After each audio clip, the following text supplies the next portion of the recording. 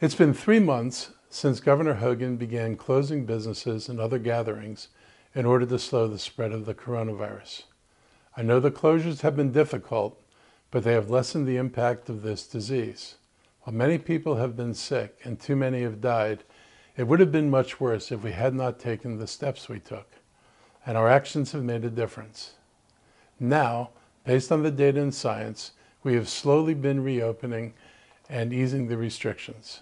And because the scientific data has met the benchmark standards we set for further reopening, I've cleared the path for our county to enter phase 2 of our reopening at 5 p.m. this Friday.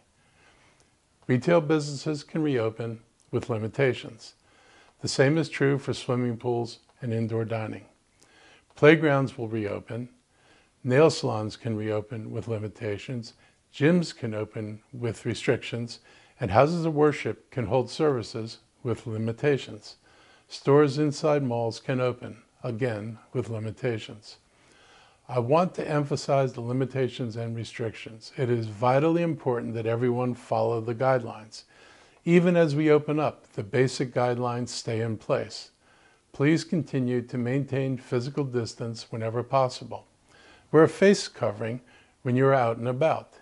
And remember, you must wear a face covering in all indoor spaces. The one exception is when you are seated in a restaurant.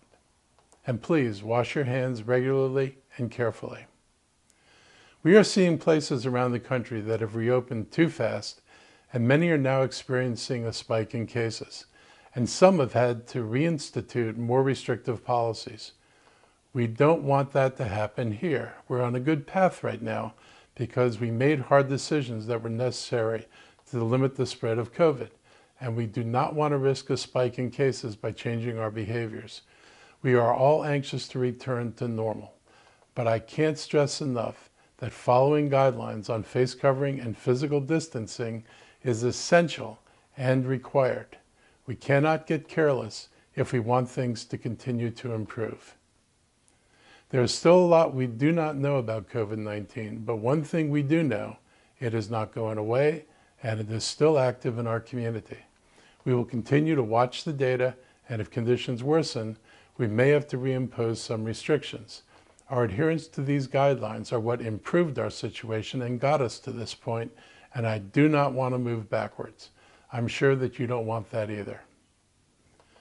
Earlier this week, I announced that our police chief had worked with our police union to reach an agreement on what is known as duty to intervene. What this means is that if one police officer witnesses another officer using excessive force, that officer must intervene to try to stop the behavior. Over the past few years, I've watched incidents with questionable behavior by one police officer while other officers have not intervened. I'm sure you've seen the videos as well.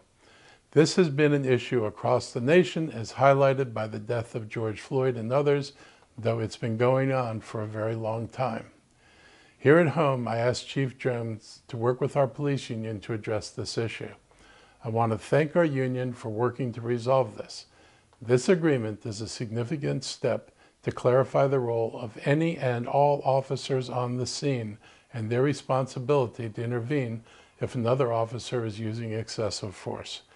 I believe that it is an important step toward reassuring the community that all police officers understand their role and their responsibility.